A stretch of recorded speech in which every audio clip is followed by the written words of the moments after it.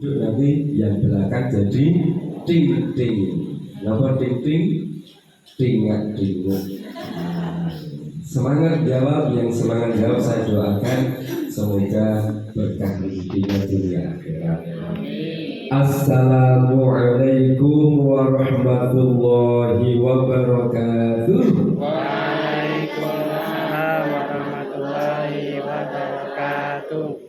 A'udzu billahi bismillah innal hamdalillah wa syukrulillah ala ni'matillah asyhadu an la ilaha illallah wahdahu la syarika lah wa asyhadu anna muhammadan abduhu wa rasuluhu la nabiyya ba'da wa la haula wa la quwwata illa billah amma ba'du. Qala Allah ta'ala fil Qur'anil Karim, a'udzu billahi minasy syaithanir rajim. Bismillahirrahmanirrahim.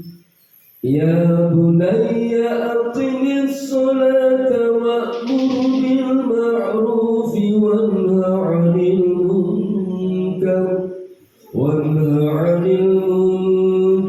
wasbir 'ala ma asabak inna dhalika min 'azmil umur. Luqman ayat 17. Pun apa nggih? Pun sampun. Luqman ayat 17. Pun apa nggih? Sampun. Napa Bu? Luqman ayat 17. Jangan pun apa seperti yang lain kok pada diam semuanya ini. Saya ulang, Luqman ayat 17 sudah hafal belum?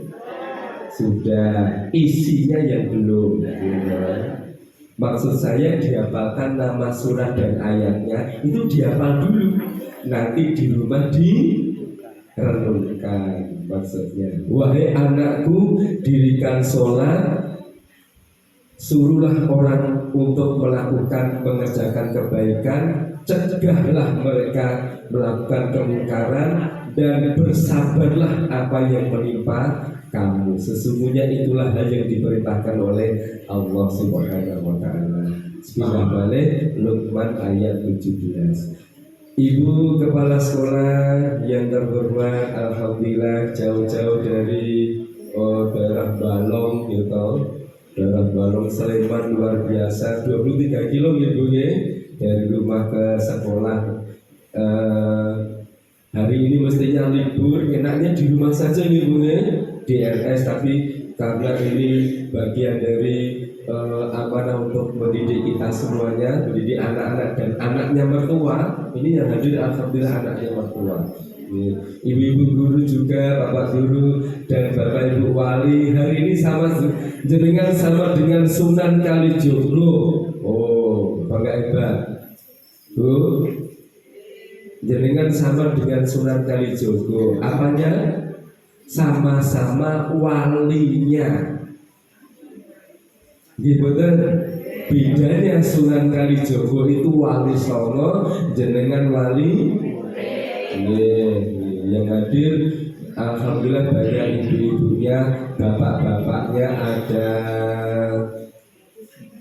1, 2, 3, 4, 5, 6, 7, 8, 10 alhamdulillah. Bapak dan calon bapak 1, 2, 3, 4, 5, 6, 7, 8 belum di bapak kan ini ya. 9, 10. Ibu-ibu banyak sekali, luar biasa. Memang ibu itu dipuji Rasul. Ibu senang dipuji Rasul, Bu? Siapa yang kamu hormati pertama dalam hadis? Ibu. Lalu siapa nak? Ibu. Siapa lagi? Baru siapa nak? Bapak. Berarti ibumu ada berapa nak? Salah tafsir nek niku. Mas Sigit langsung iya cocok banget. Memang cocok hadisnya. Tapi yang dimaksud bukan 3 nyawa, tetapi 3 peran. Nah, peran pertama ibu. Siapa yang kamu hormati pertama? Ibumu yang telah melahirkanmu. Kalau bapak yang menyebabkan lahir. Kalau ibu yang melahirkan, kalau bapak yang menyebabkan lahir. Maka ada istilah asal usul, asal dari ibu, usulnya bapak. Oh, gitu. Nah, siapa yang menghormati? Yang kedua adalah ibumu yang merawat kamu, memberi ASI, ya, merawat fisiknya. Siapa yang berikutnya? Ibumu. Siapa? Yang mendidik kamu. Jadi tugas panjenengan apa, Bu? 3 nih. Bapak tugasnya 1. Nopo? Ar-rijalu qawwamuna 'ala nisa'i. Bapak itu tugasnya memimpin. Ini rahasia, Bu. Halo. Oh, halo jawabannya tadi. Coba ulangi. Halo. Kurang semangat. Tapi yang semangat saya doakan cepat berangkat haji. Oh. Haji itu panggilan. Semoga ibu-ibu segera dipanggil. Oke. Boten sido. Boten sido.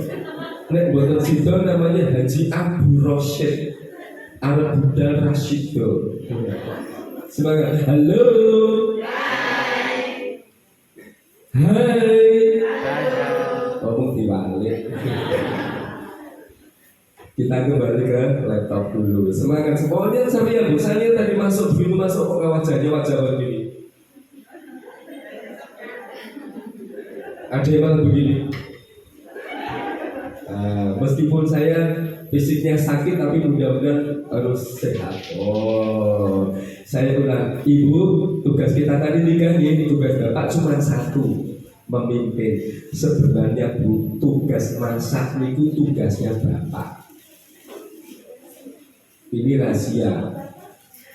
Tugas nyuci piring itu tugasnya bapak. Wong bapak itu ar-rijalu qawwamuna 'ala nisa. Jadi pemimpin. Tugas nyapu ngepel tugasnya bapak. nggih. Oh, boten kertas jenengan. Kok wajahnya ya apa? Nggih. Tugas rumah tangga itu tugasnya bapak karena bapak itu pemimpin. Tugas ibu cuma 1, taat pada suami. Ini kok boleh nyuci, jangan nyuci. Boleh nyapu, jangan nyapu. Begitu. Oh, berarti podo wae. Oh, benten Bu. Kalau jenengan kok taat melakukan sesuatu karena taat pada suami, dapat pahala. Tapi kalau sekedar nyuci, niatnya enggak karena Allah, apalagi enggak dapat pahala. Ibu, makanya yuk bareng-bareng kita niatkan karena Allah. Tugas yang berikutnya adalah mendidik anak-anak kita soleh-solehah. Setuju? Soleh-solehah. Soleh-solehah itu, soleh itu otaknya cerdas, hatinya bersih, akhlaknya lurus. Bagaimana caranya? Kita bahas di surat Luqman Ya 17. Maka perintah Allah yang pertama lewat Luqman Al-Hakim, ya bunayya aqimis sholat. Hai anakku, ojo lali sholat. Nah, ini apa hubungannya soleh dengan sholat? Ternyata ada. Kita buka dulu. Yang pertama, sholat itu salah satu rukun Islam yang kelima. Leres nih. Kenapa kok rukun Islam 5? Ngertos dari Bapak Ibu? Ibarat bayi baru lahir.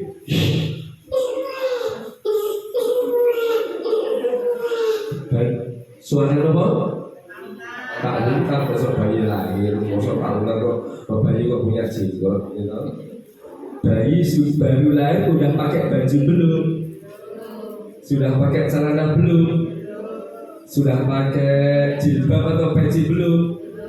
Belum. Maka Allah menutupi aurat dengan ibarat diberi rukun Islam yang 5.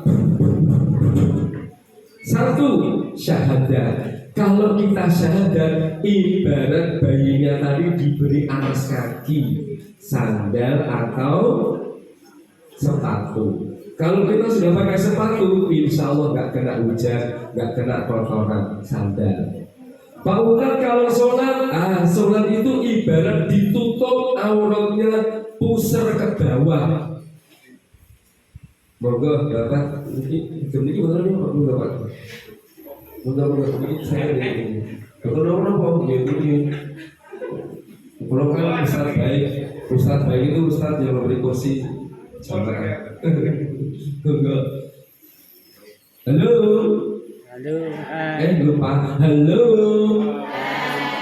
Hai. Hai, halo. Hey, halo. Halo, kapok ya. Saya harus geser-geser kan yang sebelah sana ketutupan. Nah, kalau saya di sini terus, jadinya nggak ngelihat saya, gitu Bu. Nah, makanya saya geser-geser. Baik, kembali ke laptop. Ibarat bayi lahir belum pakai pakaian, maka Allah menutupi aurat dengan satu syahadat. Ibarat diberi alas kaki. Sholat ibarat ditutup pusar ke bawah, pakai rok, pakai sarung, pakai jari, gitu, pakai celana. Meskipun saya kadang-kadang lihat ada yang pakai celana jin, ya berarti nggak pakai celana jin. Maksud saya manusia kok pakai celana jin, terus jinnya mau pakai celana apa? Itu maksud saya kan gitu. Betul saya dicatat dari itu. Pak Ustaz, kalau puasa, kalau kita puasa ibarat diberi baju. Pak Ustaz, kalau zakat ibarat kita diberi peci atau jilbab nutup aurat. Pak Ustaz, kalau haji, haji itu ibarat pakai sorban atau sajadah, berarti komplit. Pak Ustaz, kalau belum haji, ya ibarat nggak pakai sorban. Gitu. Pak Ustaz, kalau belum haji nggak zakat, berarti nggak pakai sorban, nggak pakai peci. Mau belum zakat? Pak Ustaz, kalau nggak zakat, belum haji, belum zakat, nggak puasa, berarti nggak pakai sorban, nggak pakai peci, nggak pakai baju. Lah kan nggak puasa. Pak Ustaz, kalau belum haji, nggak zakat, nggak puasa, nggak sholat, berarti nggak pakai sorban, nggak pakai peci, nggak pakai baju. Ayo, jadi kita bikin copot-copot. Ya Allah, maksud saya monggo dikompleti. Pak Ustaz, apa hubungannya pendidikan anak dengan sholat? Satu, ternyata sholat itu ada manfaatnya luar biasa. Di samping nanti kita buka rahasia gerakan sholat. Ternyata sholat itu ada kaitannya dengan kecerdasan otak. Lu kok bisa Pak Ustaz? Iya. Saat kita sujud, biasanya kalau ini kita praktekkan dulu di sini enggak ya. Sujud itu niki kaki, nikinya lurus, dada gitu. Ini kalau di gambar itu ngeten nih. Nah, ini kaki, ini badan. Jadi ngeten, lurus itu kan ya. Nah, kepala berada di bawah, jantung di atas. Suara apa? Okay. Suara Pak Ustaz menirukan jantung itu memompa darah, mengalirkan darah ke seluruh tubuh. Sebenarnya bukan darah saja, tetapi juga makanan yang siap saji diambil oleh tubuh. Namanya bahasa kerennya nutrisi. Nutrisi itu makanan yang sudah diolah oleh usus halus lalu disebarkan masuk jantung, disebarkan ke seluruh tubuh. Cairan Bapak Ibu, kalau ke bawah lebih cepat betul. Jantung kan di atas, kepala di bawah saat sujud, di bawah. Berarti mengalirkannya ke bawah lebih cepat betul. Intinya saat sujud itu jantung mengirim makanan pada otak yang namanya nutrisi. Maka ada hadisnya, panjangkan sujudmu. Itu bukan panjang dosonya bukan begitu. Panjangkan waktumu saat sujud sehingga otak dikirimi makanan lebih banyak dan otaknya lebih pintar. Subhan. Ini jadi kalau anak-anak kita saksikan, kalau anak-anak kok sholatnya rutin, nggak usah dioya-oya, jujur nih Bapak Ibu. Halo, assalamualaikum. Anak kita sholatnya masih beribun. Dan berling, anak-anak kita itu banyak yang masuk pengikut Syiah. Atau Syiah itu ledek sholat Syiah, ngaji Syiah. Kan ngomong Syiah ini masih pengikut Syiah. Jadi artinya sholat itu penting sekali. Kalau anak-anak pas sholatnya sudah bagus, nggak usah disuruh-suruh. Oh, luar biasa. Ya, ibu bapak makanya monggo perintah sholat. Apa hubungannya tadi? Ternyata cerdas, mencerdaskan. Apalagi ibu-ibu yang baru ngandung, nun sewu ngandung, dokter ngendikono apa biasanya pun pas panjenengan ngandung. Kamu kan dulu dokter bilang apa? Suruh olahraga apa? Nun? Suruh olahraga ngepel. Kalian ngeten-ngeten kita nggih. Sebenarnya cukup dengan gerakan sholat yang betul. Allahu Akbar. Rukuk yang betul, niknya lurus ya. Allahu Akbar. Ayat yang saya paling terjadi. Nek ambruk berarti buatan lurus, gitu. Harus tegak lurus. Gini. Nah, gitu, buatan ambruk lagi. Nek ambruk suwe-suwe Pak RT. Aturan diri ya Allah. Itu berarti rukuknya betul karena 90 derajat. Kalau sudah betul begini, kaki-kaki yang nuwun saya kok rotok kemeng-kemeng, apalagi ada yang mungkin ada gejala varises, ototnya mungker-mungker, itu insya Allah hilang. Dengan rukuk yang betul ya, bukan begini. Belum terasa terkurang-kurang. Ya kan? Tuh, subhanallah. Itu ibu yang mau melahirkan membantu ngedennya. Oh. Nah, ini Bu. Apalagi saat sujud, Allahu Akbar. Sujud yang betul tadi dengan kaki pahanya lurus tegak lurus itu insya Allah mengencangkan otot perut. Oh, jadi sholat itu ternyata luar biasa. Wali Songo itu sampai membuat lagu. Ngertos lagi lagunya? Seluku batok.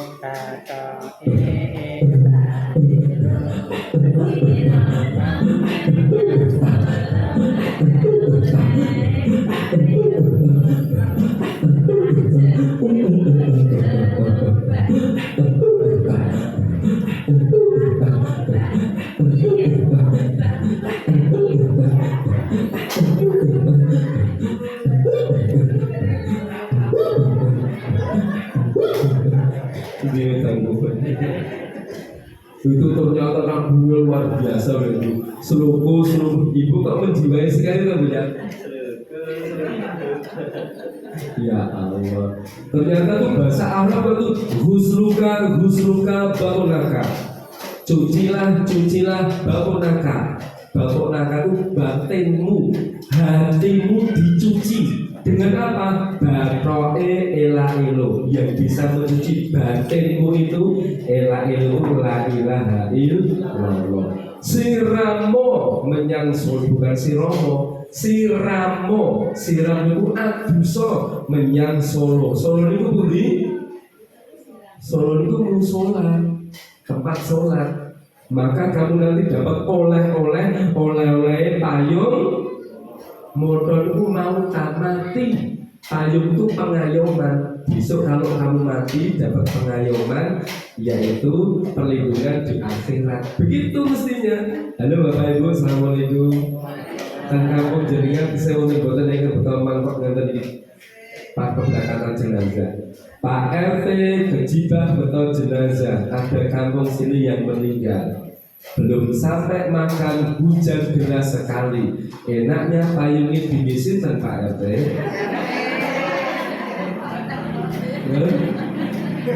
Nopo malah sepayung berdua. Nek kula kan ngeten iki kula dhewe.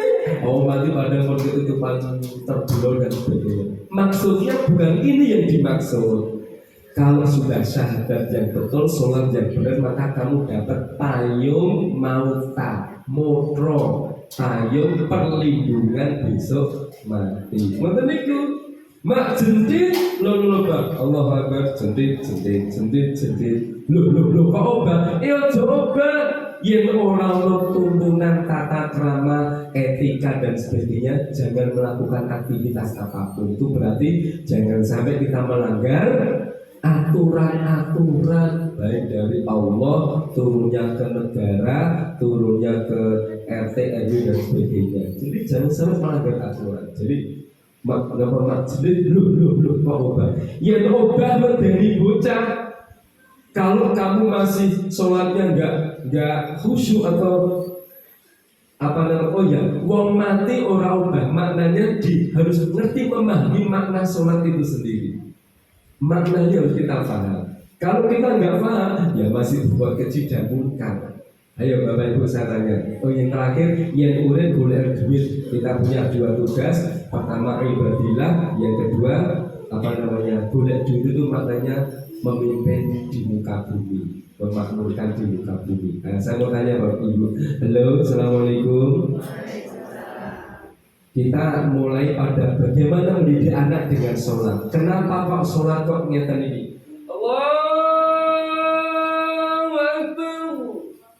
Kok bukan begini atau satu saja atau yang sini, kok dua-duanya? Kenapa? Pun ngetos ya. Kenapa kok dalam satu rakaat kok rukuknya sekali? Allahu Akbar. Sementara sujudnya 2 kali. Kok sujudnya kok enggak 3 kali dalam satu rakaat? Pun ngetos dereng. Tidak, ini kok dereng suara itu. Penutas dari kenapa kok orang Islam kok sholatnya kok terakhir dengan Assalamualaikum warahmatullah ke kanan dan ke kiri, kok bukan Assalamualaikum warahmatullah? Penutas dereng. Kalau belum, maaf loh ya, pertanyaannya agak mondok. Apa bedanya kita dengan saudara-saudara kita yang lainnya? Mereka begini mungkin nggak ngerti maknanya. Mereka ada yang begini sholat dalam tanda petik mereka mengabdi pada Tuhannya itu. Ada yang gini juga tuh ya? Apa bedanya kita dengan mereka? Mereka begini nggak tahu, kita begini juga nggak tahu. Halo, sudah berapa tahun kita sholat? Anggaplah 10 tahun, waktu umur 10 tahun sudah sholat. Saat ini Yosua pinten 55, berarti sudah 45 tahun sholat. Ibu, kenapa kok sholatnya udah kayak ngeten ini pun ngetos deh?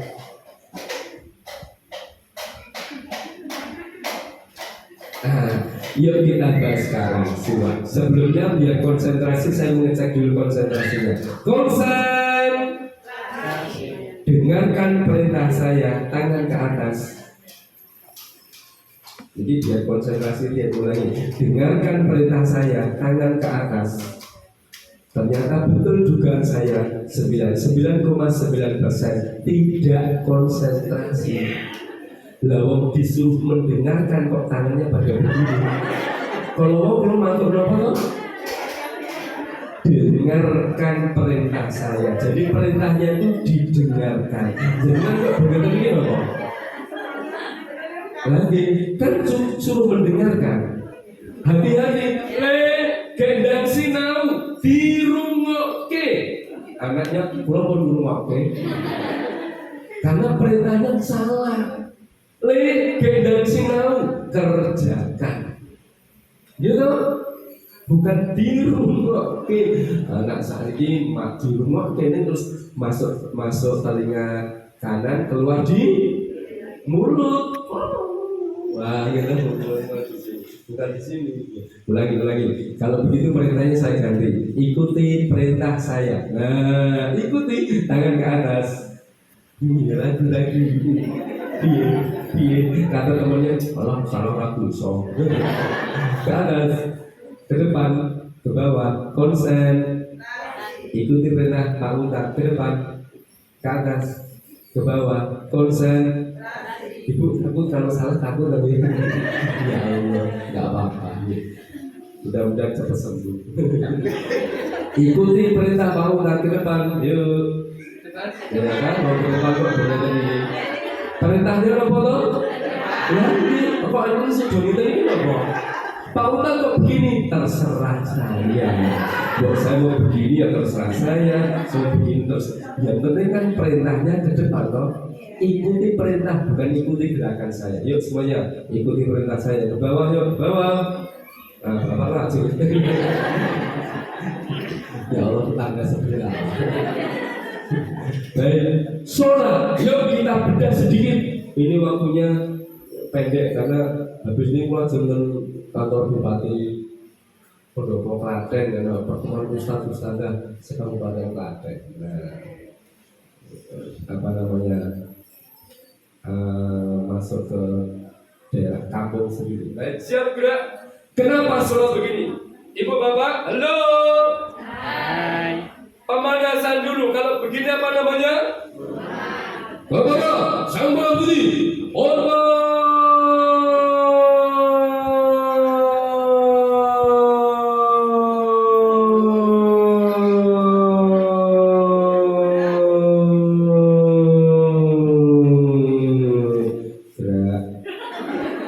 Kalau kanan kan hormat, gitu.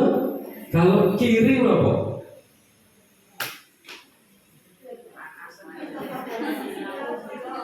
Nggih, silau ampun blereng kok ketok besok. Silomen. Nah, kalau saya silomen, kalau ibu-ibu silawati. Nah. Kalau dua-duanya loh, Pak polisi menangkap penjahat.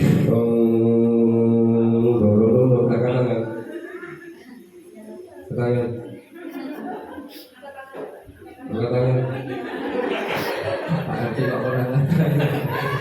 Apa mana angkat tangan? Menyerah, pasrah.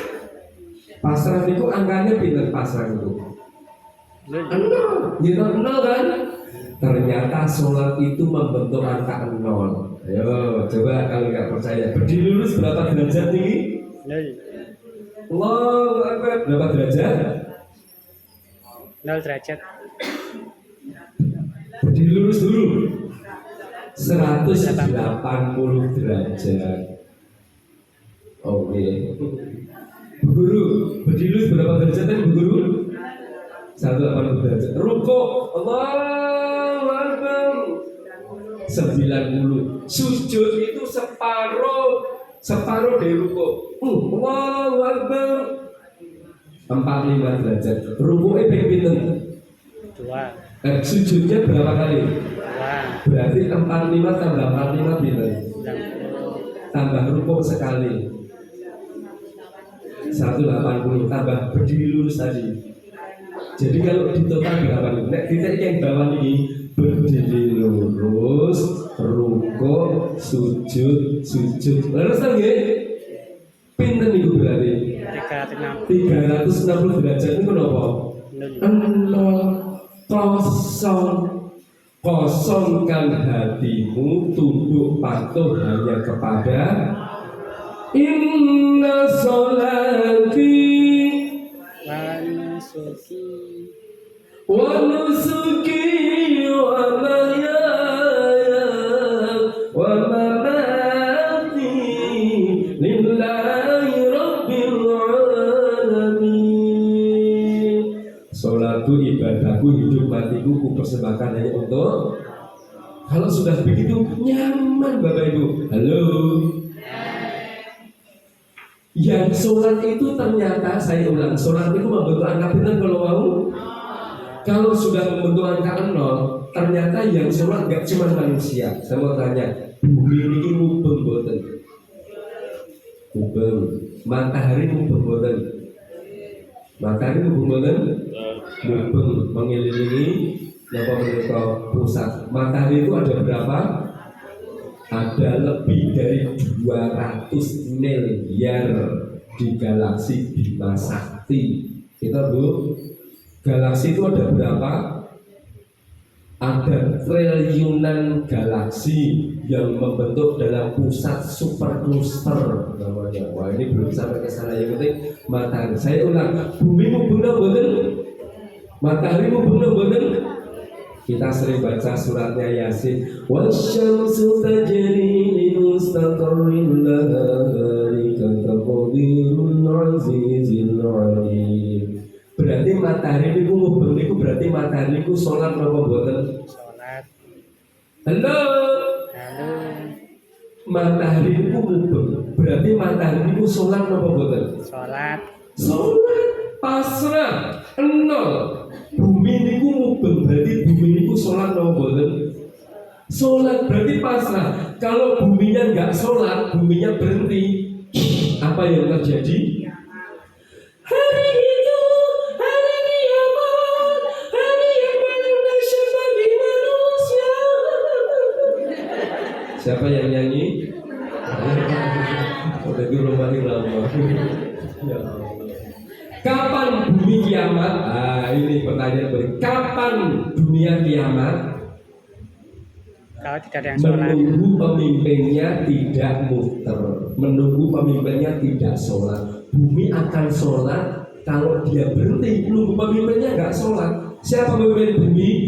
Ini ja'ilun fil ardi khalifah. Manusia ini jadi pemimpin di muka bumi. Kalau manusia nggak pasrah pada Allah, pasrahnya kok pada duit, pasrahnya kepada jabatan, pasrahnya kepada keartisannya. Oh sudah, alamat bumi nanti jadi kiam.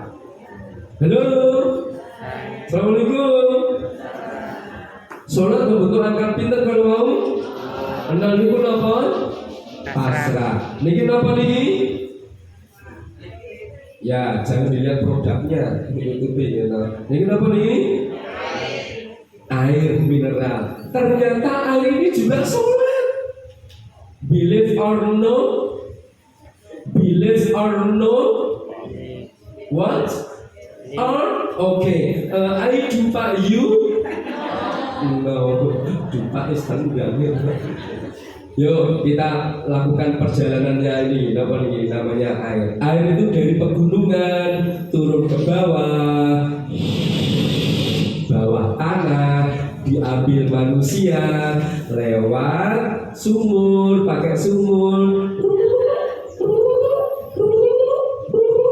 masuk ke tower gitu. Lalu kita pakai untuk mandi, makan, masak dan sebagainya, gitu. Lalu kita buang, bahasa Inggrisnya VOC, Fish of Cur,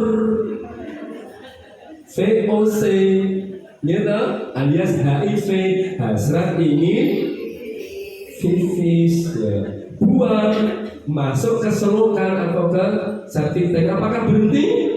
Betul, mengalir terus sampai kemana?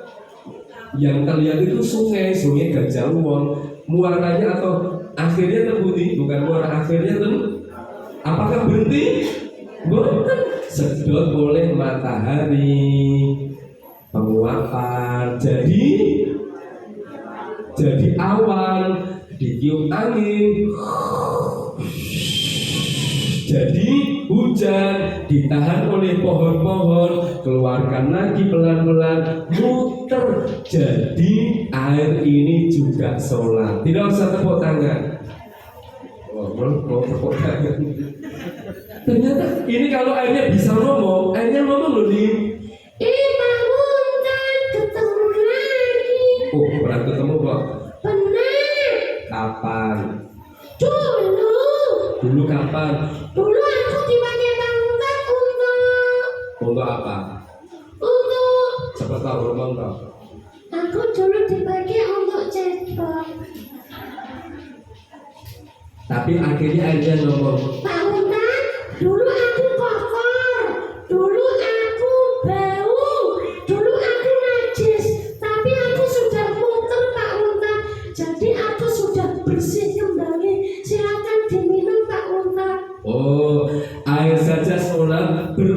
kamar, alhamdulillah tetap bersih. Manusia yang sholat insya Allah bisa membersihkan hati dan hatinya menjadi tenang. Tepuk tangan dulu kali ini.